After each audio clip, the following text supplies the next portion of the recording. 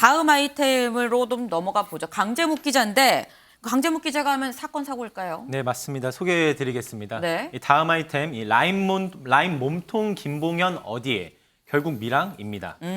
이 라임 자산운용 사태 핵심으로 여겨지는 인물이죠. 네. 이 김봉현 전 스타모빌리티 회장, 저희가 지난 시간으로 이 전자발찌를 끊고 도주했다는 소식까지는 전해드렸습니다. 네. 이 검찰도 바로 공개 수배했고요. 현재 나흘째 추적 중입니다. 먼저 관련 영상 저희가 좀 정리해봤는데요. 영상으로 먼저 과정들 보고 오시겠습니다. 5개월 동안 어떻게 피해 다니셨어요? 체포 당시 어디 가던 길이셨습니까? 도피 자금은 어떻게 마련하셨습니까? 소감 어떠신가요? 피해자들한테 길 변제한다고 하는데 어떤 식으로 하실 계획이신가요? 아직도 라임 몸통이 본인이 아니라고 주장을 하시고 계신 건가요? 잠시만요. 라임 몸통이 누구라고 생각하세요, 그러면?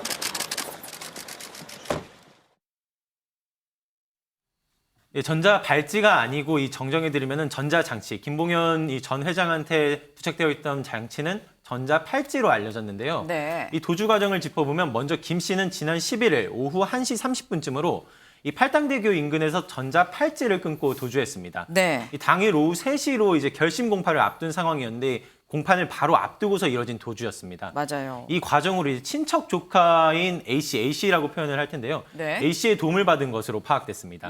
이 A씨의 휴대전화 유심칩을 바꿔 끼우는 등의 준비 과정이 있었고, 이 A씨 소유의 차량을 통해 이제 도주를 감행했는데, 이 검찰이 강제 수사를 통해 이 A씨의 휴대전화와 차량 블랙박스를 확보, 이 도주 경위 등을 확인하고 있는 중입니다. 네.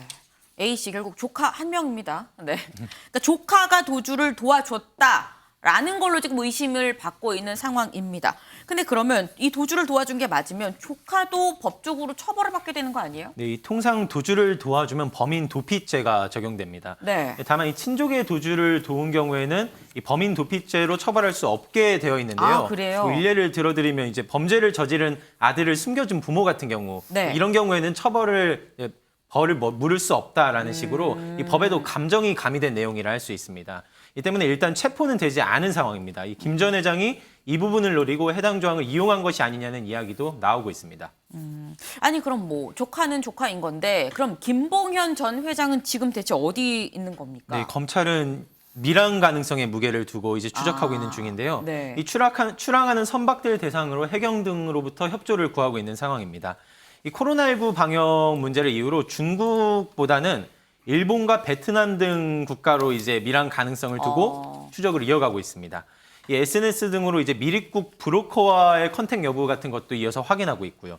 이 검찰은 아직까지는 밀항 성공 정황 포착하지는 못했다고 밝혔고요. 네. 이 때문에 김 전 회장의 도주가 장기화할 수도 있다고 보고 있습니다.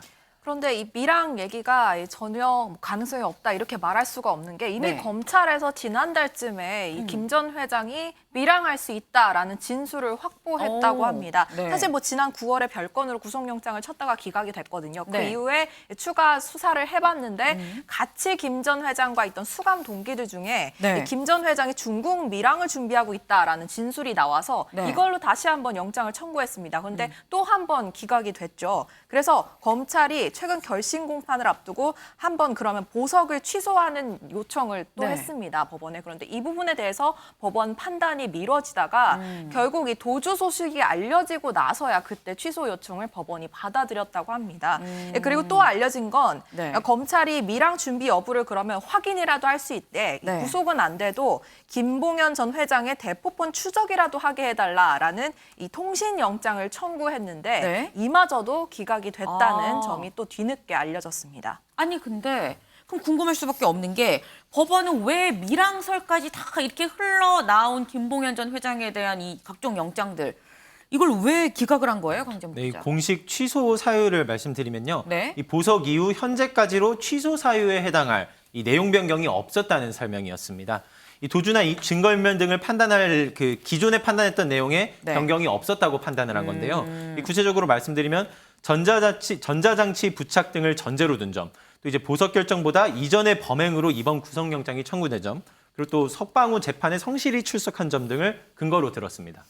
그런데 한 가지 더 말씀드릴 부분은 이 네. 김봉현 전 회장의 변호인이 전 남부지법 부장판사입니다. 그런데 네. 이 1차 구속영장 그리고 통신영장을 기각한 부장판사 서울 남부지법에 역시 있는데 네. 이 판사와 이 김 전 회장의 변호인이 고교 선후배 사이로 또 아. 알려졌습니다.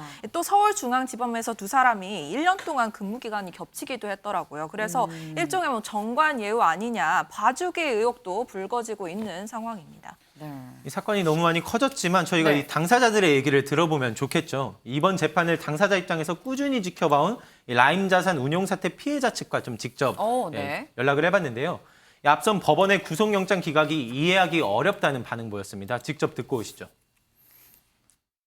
근데 그 사람을 고속으로 풀어준다는 게 말이 안 되는 게 본인이 도주를 하고 남들까지 도주시키고 진술도 오락가락했고 피해 금액도 사실은 직접적 관련 있는 것만 해도 1,000억이 넘잖아요. 그런데 그 사람을 보석으로 그때 그 사람이 어떤 방어권 보장을 한다는데 그러면 수천 명 피해자에 대해서는 그러면은 전혀 뭐 판사는 생각을 안 한 건지 형식적으로 이해하기 어려웠던 부분이고요. 이해를 할 수 없는 결정이 보석부터 시작하면 거의 4번이거든요. 아, 5번이구나. 이거는 제가 볼 때는 재량이나 아니함이라기보다는 재판부의 고의성에 가깝지 않나.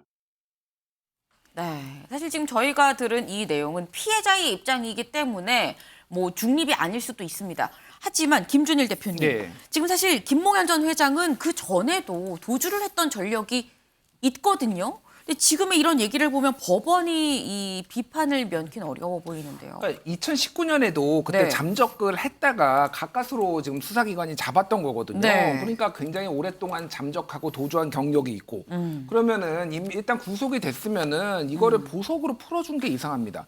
그 주거 제한은 있는데 외출 네. 제한도 없었어요. 그럼 자기 마음대로 막 돌아다닐 수 있었다는 거거든요. 네. 그리고 전자 팔찌 이것도 뭐 네. 해제를 했을 때 어떤 뭐 문제가 있는지 이거를 해제 못하게 하는 뭐 그런 제한 장치가 있었던 것도 아니고 그러면은 보석 결정 자체가 잘못되고 그리고 네. 검찰이나 계속 이게 도주 가능성이 있다라고 하는데라고 한다라면은 이거는 굉장히 고의성 아까 전에 뭐 이제 판사를 같이 한 뭐 이런 것까지 고교 선후배까지 하면은 네. 고의성이 매우 짙어 보여서 이거는 수사가 필요한 사안이 아닌가 조금 이렇게 보입니다. 이거는 그동안의 어떤 뭐 통신 내역이나 이런 것까지 좀 들여다봐야 될 것 같아요. 예. 네, 사실 이 고의성 측면에 대해서는 어떻게 보면 수사까지 들어갈 만큼 굉장히 좀 중요한 사안 아니냐고 굉장히 강도 높은 비판, 쓴소리를 좀 해주셨습니다.